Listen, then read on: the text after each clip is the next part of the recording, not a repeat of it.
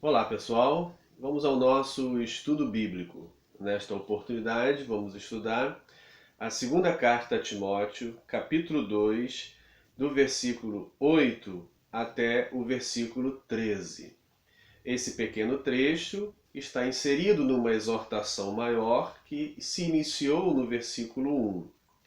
Esse trecho que vamos estudar neste momento é apresentado em três partes. A primeira está no verso 8, que corresponde a uma profissão de fé em Jesus Cristo, descendente de Davi, que morreu e ressuscitou. Provavelmente uma profissão que tem uma origem lá nos inícios, na Palestina, pois apresenta Jesus como descendente de Davi, e temos uma relação com essa profissão em Romanos capítulo 1, verso 3, mas a sua ênfase está na morte e ressurreição, o que vai caracterizar Cristo como o enviado de Deus, como aquele que é o Senhor, é a sua morte e ressurreição. A descendência de Davi está presente, mas não é a característica principal ressaltado, e sim a ressurreição. Os versos 9 e 10 trazem para nós Paulo como figura ideal, como exemplo do cristão, como exemplo do seguidor de Jesus, que padece em nome da fé, em nome do anúncio da palavra, sofre e mantém a sua fidelidade, de forma que a palavra continua livre na sua boca e não amedrontado com as ameaças e os sofrimentos, mas sim corajoso, continua o seu testemunho.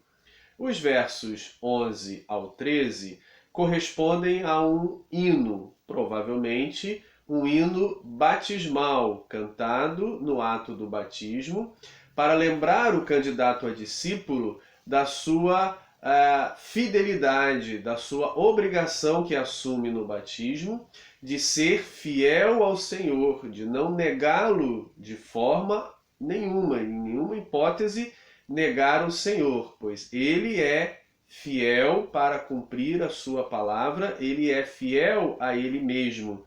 E nesse exemplo, precisamos também, como discípulo, seguir em fidelidade.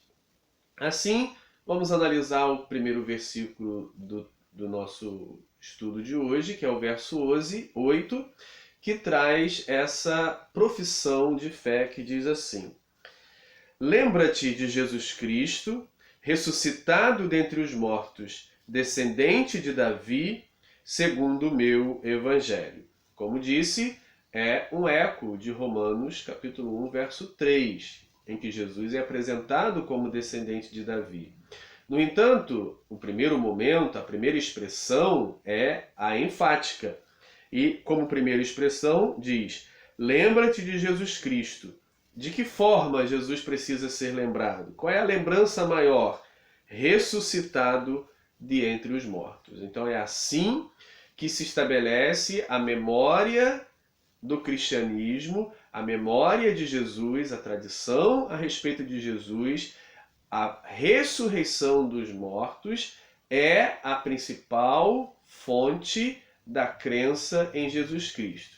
E aí, em segundo plano, não menos importante, mas em segundo plano, está a descendência de Davi marcada segundo o meu evangelho, ou seja, segundo o conjunto de ensinamentos que Paulo pregava, recebido pela tradição a ele dada, e que deve perpetuar após a sua morte. Esse evangelho chamado de meu é, na sua ênfase, na sua principal característica, Jesus Cristo ressuscitado dentre os mortos, descendente de Davi. Esse meu evangelho também foi mencionado no verso 12 do capítulo 1 como o meu depósito. É uma expressão ali equivalente a meu evangelho, para marcar que é o conjunto de ensinamentos pertencentes à tradição paulina, e que ele, em suas cartas, disse muitas vezes que recebeu essa tradição daqueles que andaram com Jesus. Por exemplo, 1 Coríntios capítulo 15, os primeiros versos, ele afirma que, segundo as Escrituras, Jesus morreu e ao terceiro dia ressuscitou. Então essa é uma profissão de fé básica, mais antiga. Jesus ressuscitou dentre os mortos, sendo descendente de Davi. Esse é o evangelho que Paulo pregava. Nos versos 9 e 10, Paulo é apresentado como o estereótipo, a figura ideal, o exemplo a ser seguido em meio às lutas e tribulações. O exemplo para os novos líderes, os novos pastores, mas também o exemplo para todos os cristãos, para todos os discípulos. Diz assim: pelo qual, esse evangelho a qual prego, pelo qual estou sofrendo até algemas, como malfeitor, como se fosse um malfeitor, como se tivesse feito mal. Contudo, a palavra de Deus não está algemada. Por esta razão, tudo suporto por causa dos eleitos, para que também eles obtenham a salvação que está em Cristo Jesus com eterna glória. Quero falar um pouco sobre o tipo de sofrimento que Paulo, como figura ideal, como exemplo, sofreu, e que os pastores que continuariam o seu ministério, os anunciadores da palavra, os pregadores também passariam, e todo cristão de uma forma geral. Não são sofrimentos condizentes ou naturais da existência humana. Não são os estresses e as doenças, ou o desemprego, as questões relacionadas à vida natural, aquela que acontece a todas as pessoas, independentemente de serem cristãos ou não, independentemente de anunciarem o evangelho ou não. Todos os seres humanos passam por dificuldades, sejam doenças, sejam problemas, conflitos, estresse, situações difíceis, cada um de nós enfrenta. Ele não está se referindo a esses sofrimentos que pertencem à natureza humana, à vida cotidiana. Ele está falando de sofrimentos, e a palavra tribulação ajuda a reforçar isso, decorrentes do anúncio do Evangelho. Sofrimentos esses que, se ele não se propusesse a anunciar o Evangelho, a ser um pregador do Evangelho, não estaria passando. Por exemplo, o seu aprisionamento é em decorrência da pregação do Evangelho, e não porque ele tenha praticado algum crime contra alguém, por ele ter praticado um roubo ou algum mal a outra pessoa. Mas, ele mesmo diz, como se fosse um malfeitor, como se fosse ou como se tivesse cometido um crime contra uma pessoa, um mal contra alguém. No entanto, o seu aprisionamento se dá pelo anúncio do Evangelho de Jesus. Então é muito importante discernirmos os tipos de sofrimentos que passamos e identificar aquele que é decorrente do Evangelho de Jesus e aquele que é decorrente da vida cotidiana, da nossa natureza, da nossa humanidade.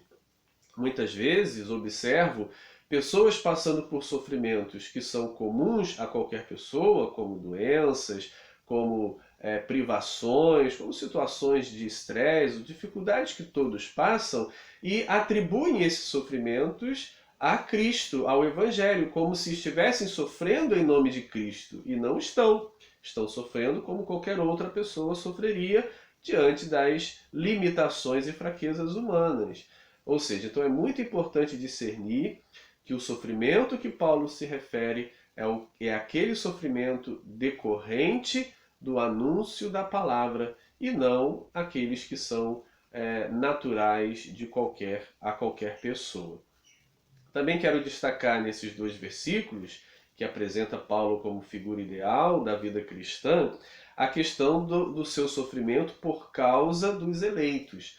Não tem aqui um sentido de morte vicária, de sofrimento vicário, de sofrimento substituto, de expiação. Não tem o sentido de que ele então está sofrendo para que os outros sejam salvos, no sentido de substituição, como o de Jesus, por exemplo. Mas a ideia é de sofrer para que o evangelho chegue até os eleitos, chegue até as pessoas, para que elas tenham a oportunidade de experimentar esse evangelho de Jesus. Caso contrário, não teriam acesso, não experimentariam, não conheceriam se Paulo não levasse. Então, esse sofrimento não é um sofrimento substituto expiatório, mas é um sofrimento para que a palavra chegue até as pessoas, os eleitos, e esses creiam e sigam a Jesus Cristo como seu Salvador. Também, no final do verso 10, ele diz, para que eles obtenham salvação, como tenho explicado, que está em Cristo Jesus com eterna glória. Ou seja, a salvação está em Cristo Jesus. Ele é apenas um intermediário, aquele que leva a palavra, sofre por causa disso, e o seu sofrimento é compensador nessa visão espiritual cristã, porque o seu sofrimento resulta em levar a palavra a outras pessoas. Ela não está aprisionada como ele. A palavra está livre e pode chegar a outras pessoas. Os versos 11, 12 e 13 correspondem a um hino, provavelmente cantado no ato batismal, que reforça a obrigação de fidelidade do novo discípulo. Fiel é a palavra. Se já morremos com ele, também vivemos com ele. Ou seja, o morrer com Jesus fazia parte da vida cristã, a disposição de passar os sofrimentos e até morte que Jesus passou.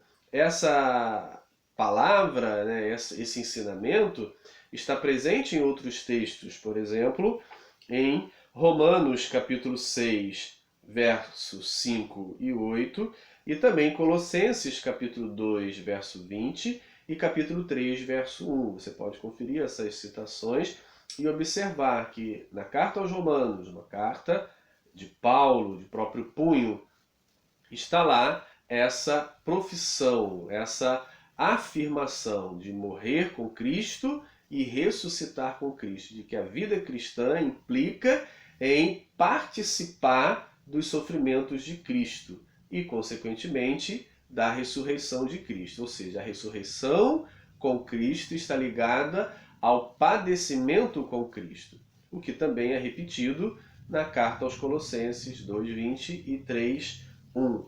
Então, é importante que o novo discípulo, no momento do batismo, esteja ciente de que viver com Cristo é morrer com Ele, que resulta também em viver com Ele.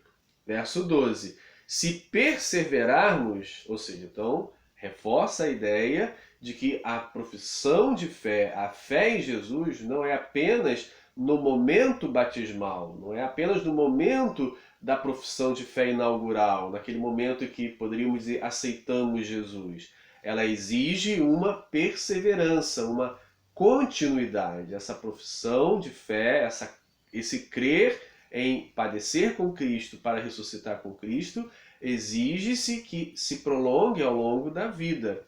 E aí ele vai dizer, se perseverarmos, a possibilidade de não, também com ele reinaremos. O reinar está relacionado ao perseverar.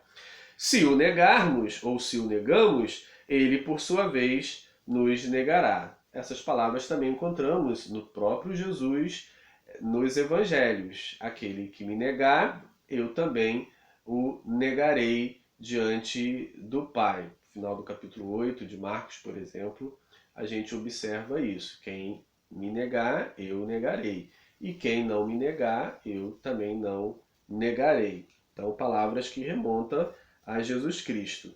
Se negamos, ele, por sua vez, nos negará. Ou seja, ele não vai manter a fidelidade se nós o negarmos. Eu acho que está explícito isso. Se negamos, ele também negará. É o que o próprio Jesus disse nos evangelhos. Não está diferente, tá? Exatamente igual. Então não existe se eu negar, ele não vai me negar, ele vai ser misericordioso. Não é isso que aqui está apresentado.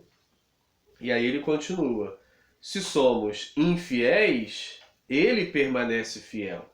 Mas a fidelidade dele permanente é para quem?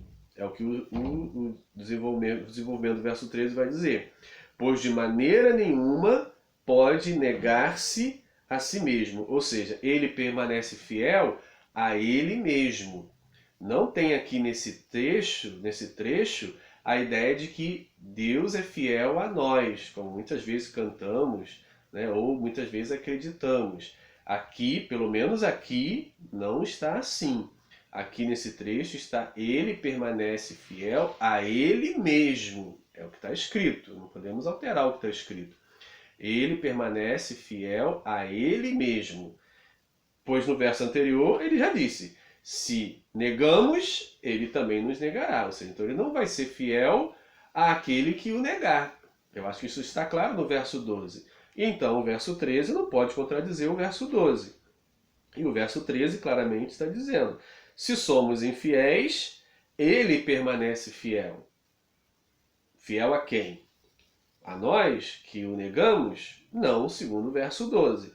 E continua: pois de maneira nenhuma pode negar-se, negar a si, negar a si mesmo. Quem é a si mesmo? É o próprio Deus. Em outras palavras, está sendo dito: ele permanece fiel a ele mesmo. Se nós não somos fiéis a ele, ele é fiel a ele mesmo. A fidelidade dele dura para sempre. Mas a nossa fidelidade, muitas vezes não, que é o que o texto implica, traz. Então isso corresponde, esses versos 11, 12 e 13, a um hino. Ele está bem ressaltado a sua rítmica. Também há uma mudança do verso anteriores, do 10, que é o anterior, para esse, uma mudança de número verbal, ou seja, até o verso 10 trabalha-se o singular. Nesse hino trabalha-se o verbo no plural, para mostrar que está diferente, não é uma escrita contínua, mas é uma citação. Se fosse uma escrita contínua, manteria-se o verbo no mesmo singular. Mas uma vez que altera-se porque está fazendo uma citação de um hino e a rítmica das palavras revela isso, e para acrescentar ou corroborar aquilo que está sendo instruído e ensinado. Um abraço.